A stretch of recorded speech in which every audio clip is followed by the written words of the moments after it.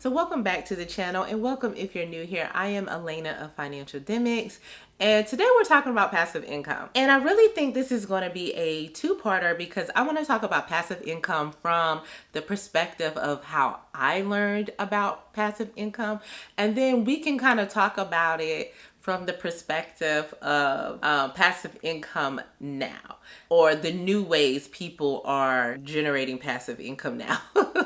And so I want to talk about it the old school way because I think people always think of passive income as you don't have to do anything and you get income. But you do have to take some type of action. And I think that's where the confusion comes in when they talk about passive income.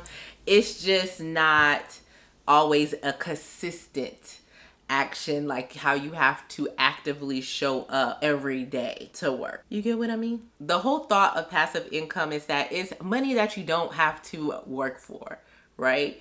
But the truth behind that is you may have to put in some work up front, or you're gonna have to put up some money. It's one or the other. It's not going to be a situation where you're not working and you're not doing anything and money is just coming your way. And if you're looking for a get rich quick scheme or a way to get rich quick, this not it. Like this not that video. So you might want to move on from here because I'm gonna say this: you always, and you could take it however you want to take it, you always gotta put in some type of work to get that money. Always. So I don't care if you have a sugar mama, sugar daddy, whatever, you putting in some type of work. I don't even care if the work is just you got to be in their presence and smile in their face. That's work.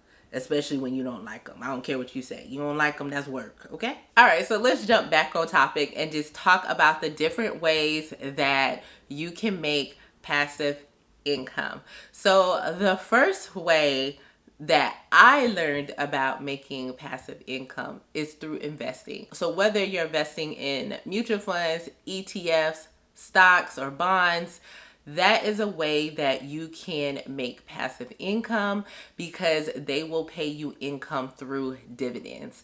Now, one caveat that I want to bring up, and I'll talk about it more because I have been asked to talk more about investments, so we'll get into that. But depending on what product you are investing in and the goal of that investment, right? Because different investments have different goals as far as how they're being managed and what they're supposed to do. You may not get like monthly income or monthly dividends from that particular product. And then it also may be a product that they may not always declare dividends. So that's something that you will have to take the education to figure out, like what you're investing in to be able to provide you with that type of income. I'll also mention that the dividends you receive is typically based off of the performance of that product. So just depending on how the market is doing will affect the type of dividend income you may receive from that product. And also, okay, because you're not going to say Elena said you was about to just get rich off of dividend income.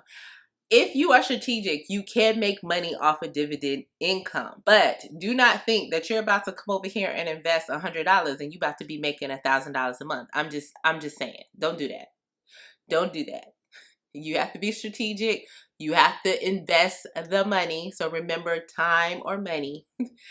And as you're doing that, if you are strategic and the market's doing well, you can definitely grow your dividend income. Another way that you can build passive income is through peer-to-peer lending. Now, with peer-to-peer lending, there is some risk, okay? Because typically what is happening is like there is a person who is looking to take out some sort of loan, whether or not it's debt consolidation or like they're trying to do like some renovations or make a large purchase or something like that. And they are looking for people to fund the loan.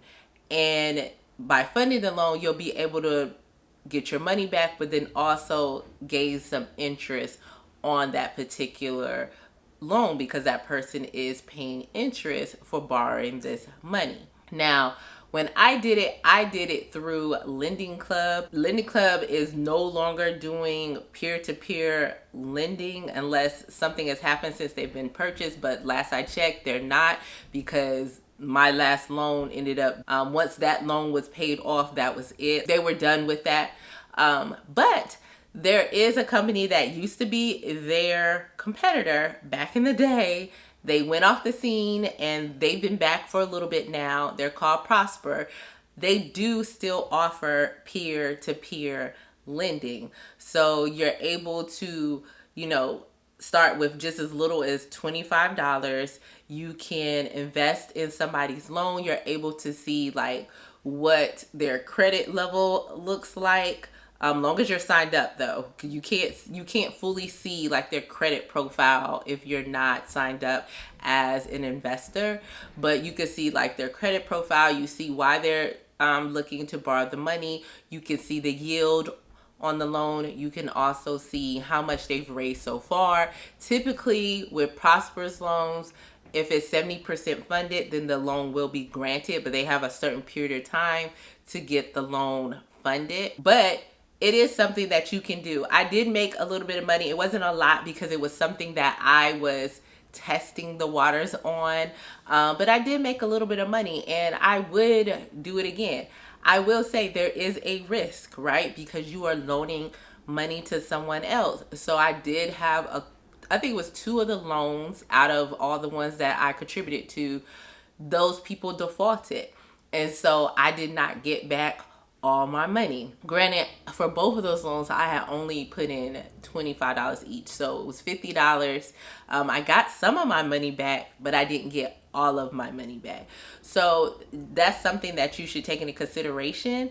But I do think it is a way for you to gain passive income. I definitely did make money off of doing it. And if you are willing to take on a little bit of risk, because some people on there, they have like A+ credit. Like I have seen when I went on there that there's people who had decent credit, and so you can take a chance on them and see if that's a way that you can bring in just a little bit of extra passive income. The next one I want to talk about is real estate. So with real estate, remember I said time or money, and this one it can be both, just depending on what route that you go, right? So with real estate, one way you can make passive income off of real estate is by owning rental property. So we'll start with that one first. So with rental properties, there's some time and there's some money. I'm just gonna say it. Like, unless you have somebody else kind of working on the project and you're just kind of putting money in, you're typically gonna put some time and you're gonna put some money, depending on like how you go about getting your property. You also want to make sure that you're going to get a return on your investment, because with rentals, of course, you have the cost of the property itself, if it already has a mortgage on it, any upkeep, any insurance, any taxes. You want to have a repair fund, because things do break, whether or not they break because of age or they break because, things happen. You want to make sure that when all is said and done, there is some type of return coming from the property. That's where the income piece comes in. Otherwise, you're not going to be making any money. You also need to consider like whether or not you're going to manage that property yourself, or you're going to pay a property manager, which increases your expenses. And if you're managing it yourself, like regardless if you're paying a property manager or not, the repairs. So like whether or not you're paying somebody for repairs, you're going to come in and do the repairs. Being able to find tenants and run the background checks, preparing the lease, pulling their credit. It's just a lot of things that go into it. So as I mentioned, when it comes to the rental properties, you definitely want to consider whether or not you're going to invest that time or invest that money, or a little bit of both, because I feel like it's still both, because I've done both sides of it. So because I've had the experience of having a property manager and managing it myself, and so you want to make sure that you're definitely going to get the return that is going to create that passive income. Another way that you can bring in passive income through real estate is with real estate investment trusts, better known as REITs. I love REITs. Just want to let you know ahead of time, I love REITs. Typically with REITs, the REIT owns buildings and commercial investments. So things like shopping malls, commercial retail space, office buildings, hotels, full-on shopping centers, or if you think about like outlet malls, that is typically what real estate investment trusts own. It's an easier way, in my opinion, to get into real estate, just because you're just putting money up front, and there are different ways you can invest in REITs. And I think it's so much easier now to invest in REITs than it was when I first started investing. Now with REITs, they pool the money from the different investors and they use that money to purchase and manage the different properties. So basically you become an investor in the property. The really good thing about a REIT is that they are required to pay out at least 90% of their taxable income to the investors as dividends. So that is one of the benefits of a REIT. Now, when you invest in the REIT, you do get a share of the income from the property. They are required to distribute 90% of their taxable income as dividends. So it's just a great way to get in the real estate space without necessarily owning a property.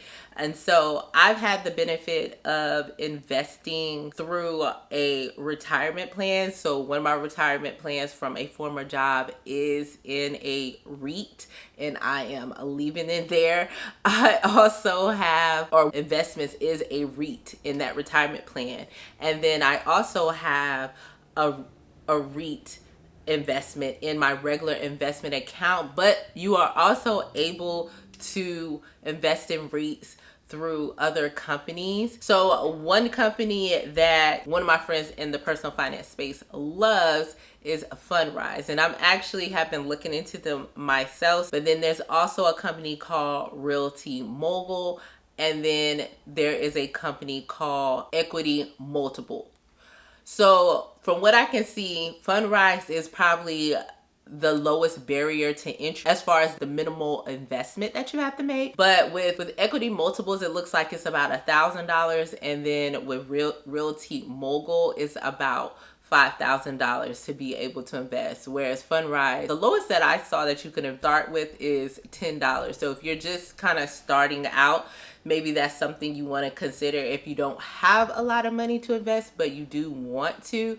But what I will say is I need you to make sure that you understand all the fees and what comes with investing, because when you're investing in these type of investments, you want to make sure that you're not investing money that you will need soon, if you get what I mean. Another way that you can invest in real estate is through crowdfunding. Now, with crowdfunding, there is a difference between investing in a REIT and then doing real estate crowdfunding. Typically, like with a REIT, you could start with a lower investment and you have more liquidity, which means that it's easier to take your money back out. When it comes to crowdfunding, it's typically a higher investment, okay? And then you have more control with the project, or you're investing in specific details of that project. So it's not as liquid as investing in a REIT. But I think crowdfunding is still like a great way to get into the space if you have the funds and you're looking for a way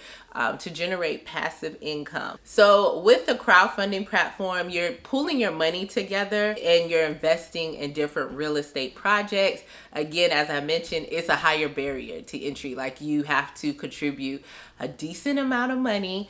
Some of the crowdfundings that I've seen is like 100,000 plus. I've seen one for 200,000. I've even seen one for 500,000, but that was a really large project. And that money is to make those real estate deals to start those projects. And it basically makes it easier for anyone who's contributed to get into an investment that they may not have been able to get onto their own because maybe they didn't have enough funds to create that investment on their own. Especially like if you think about like you're doing commercial buildings and shopping centers, that's millions and millions and millions. So if you can come into it with a group of people and put the money towards it, then that is a way to generate income. Now, what I will say about crowdfunding is that you may not get dividends as fast as you would get with a REIT, because basically when you're crowdfunding, it's a syndication, and it may take years for like the project to be like completed and to start generating income. So it just depends. But again, that's a situation where you want to make sure that you understand what you're investing in and make sure you understand what's going on.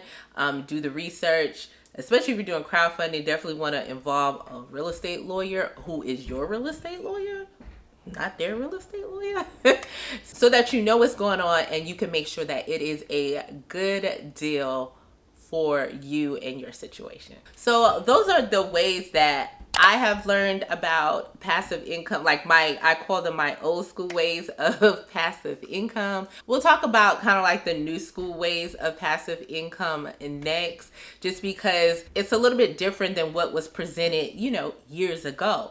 And so those ways do require more work up front. It's still some work up front and then some money involved.